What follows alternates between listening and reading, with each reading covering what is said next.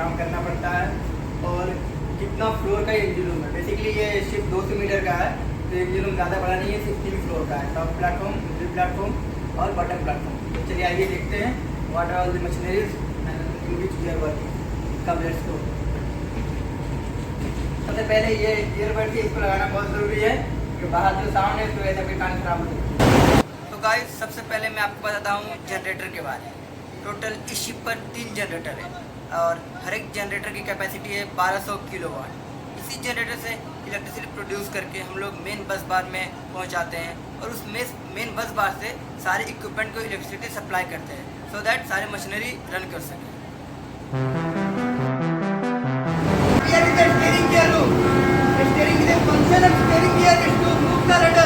जब rudder move करता है तो जहाज बोट या स्टारबोर्ड मूव करता है। तो ये स्टीयरिंग है, ये दिखाते हैं।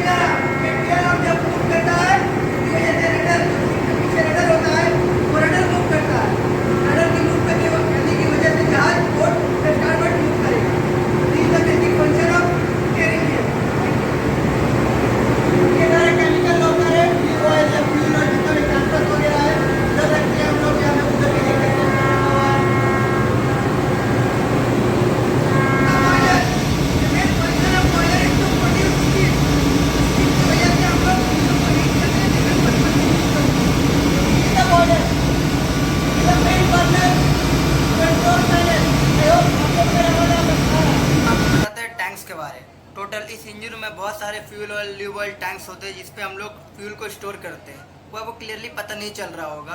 तो बेसिकली हमारा मेन पर्पस टैंक्स का वही होता है कि ताकि हम फ्यूल को स्टोर कर सकें। यहाँ पे 2 हाइड्रोफोर है, फ्रेश वाटर हाइड्रोफोर और ड्रिंकिंग वाटर हाइड्रोफोर। पर वाटर का डिमांड होता है, हमें पानी हाइड्रोफोर के द्वारा हम लोग पानी सप्लाई करते हैं। इस पर क्या होता है, मैक्सिमम 70% हम लोग पानी भरते हैं और ऊपर से 30% एयर रहता है। उस एयर प्रेशर की वजह से पानी अलग अलग जगह तक सप्लाई करते हैं। जब वहाँ पे एयर प्रेशर कम होता है तो होते हैं वो आपको मॉनिटर करते हैं और वैसे वो पंप को चालू करते हैं ताकि वो पानी फिर से भर सके उस हाइड्रोफोर में। अब चलते हैं प्यूरीफायर में। तो जहाज का सबसे ज़्यादा गर्म जगह होता है, बेसिकली नॉर्मल टेम्परेचर 40 डिग्री यहाँ पे होता ही है, पर जब तक 10 की जगह जाते हैं तो 50 डिग्री हो जाता है। तो here we have all the pumps, all the motors which are running, जिसकी वजह से fuel supply, lube oil supply और वो सब कुछ होता है। जैसे कि आप देख सकते हैं यहाँ पे कितना सारा पंप है। और जब मेन इम्पोर्टेंट कंपोनेंट जो जहाज का प्यूरीफायर जो 3rd इंजन के अंदर आता है, जो main function of purifier is to purify the oil. चाहिए वो दिखाते हैं वो क्या होता है।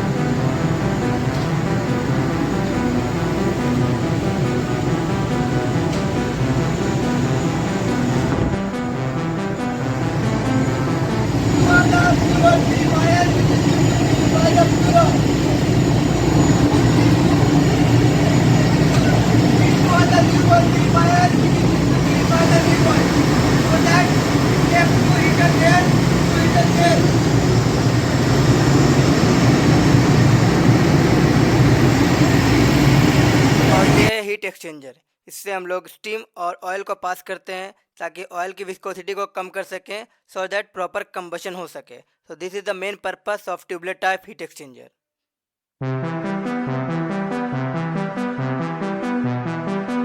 यह सिलेंडर लाइनर जो कि एक मेन इंजन का पार्ट है, इसके अंदर ही पिस्टन रेसिप्रोकेट करता है और इसकी वजह से वहाँ पे कंबशन होता है।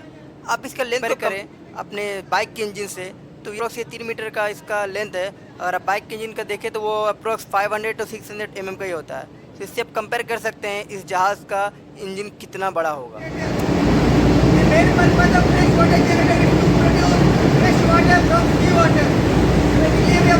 पहुँचने वाले हैं तो ये बंद है, इसलिए बंद रहता है कि पानी बहुत हेलो वाटर से नहीं आएगा तो बहुत कंटामिनेट होता है पानी, तो इधर ब्रेक वाटर भी बंद है।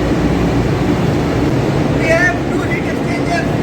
Main function of heat exchanger is to increase the temperature of oil or lube oil.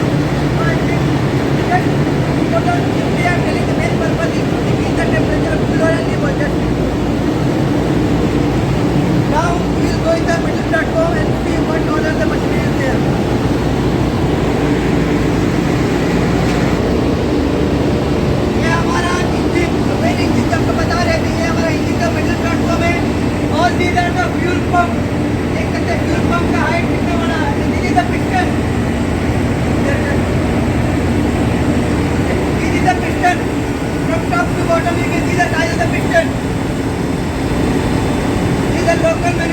From there we can run the engine also. Now we will go in the bottom platform.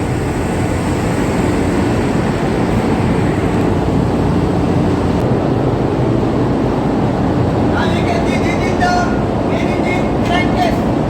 Airframe indicator, airframe basically these are the crankcase doors. और technically जाके क्या होता है क्या नहीं, but basically ये main engine का part है.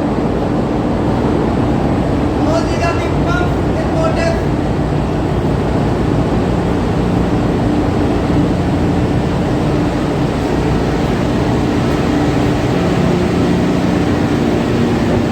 ये है एस्केप हैच जो कि इंजन रूम को डेक से कनेक्ट करता है. ये हमारी जिम्मेदारी होती है जिस दिन हम शिप ज्वाइन करें इसका लोकेशन को हम लोग जान जाएं, क्योंकि इमरजेंसी कभी बोल कर नहीं आता है. In case of flooding, fire और एनी काइंड ऑफ इमरजेंसी इस एस्केप हैच को यूज़ करके हम लोग इंजन रूम से बाहर आ सकते हैं. So that this is one of the most important thing we should know after joining ship. इसे कहते हैं मैनुअल कॉल पॉइंट. अगर आप कहीं पे फायर देखने को मिल रहा है, ये सबको बताना है क्रू मेंबर को, तो आप जाकर सबको इंडिविजुअल नहीं बता सकते हैं. तो आपको इसमें ग्लास को तोड़ना है एंड वहाँ पे एक बटन उसको पुश करना है, तो पूरे शिप पर अलार्म आएगा और सारे क्रू को, सारे ऑफिसर को पता चल जाएगा कि हाँ कहीं ना कहीं पे जहाज पे आग लगा है. So this is the main purpose of this manual call point. Now this is starboard side of main engine. Starboard side means right side. And these are the crankcase relief doors जो कि main engine का part है. As an engineer आप जब bottom platform का round लेते हैं तो ये आपकी जिम्मेदारी होती है कि main bearing, thrust bearing, piston cooling, ये सारे टेम्परेचर्स को मॉनिटर करें और उसमें कोई फ्लक्चुएशन आ रहा है तो इमीडिएट एक्शन लें, वरना इसकी वजह से स्कैवेंज फायर हो सकता है. और आपको पता ही है स्कैवेंज फायर कितना डेंजर है शिप के लिए.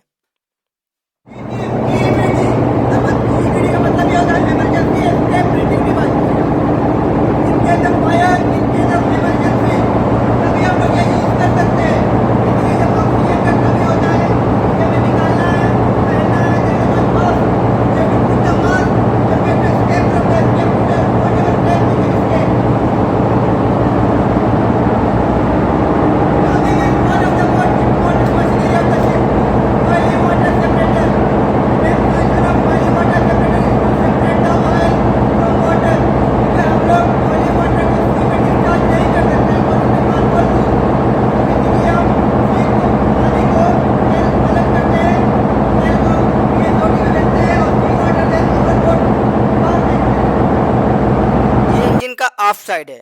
Aft side means back side of engine. Just see the size of flywheel and compare the size of engine.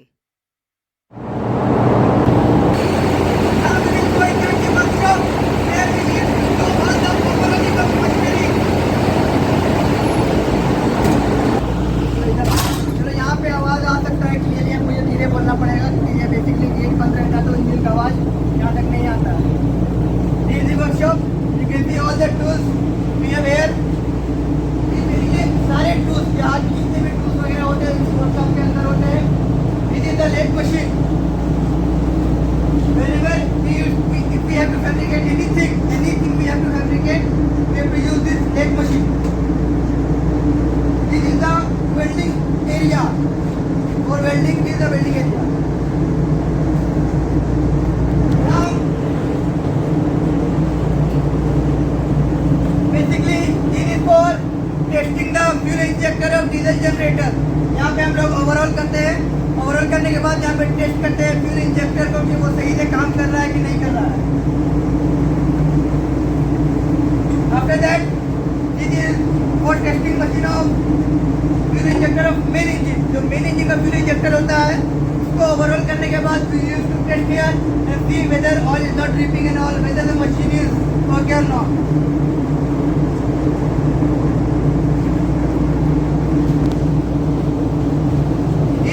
Filter cleaning area, the dirtiest part of the ship.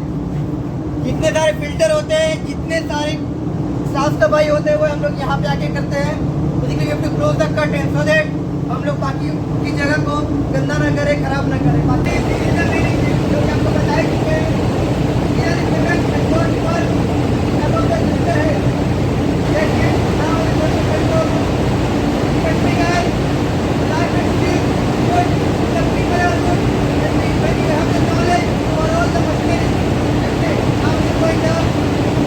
control room and finish of this video.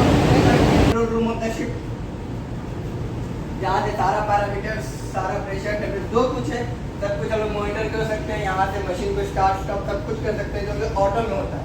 पर जब manually करना है तो हमको बाहर जाना पड़ेगा। This is one of the important thing of main engine. Now I will show you the back side.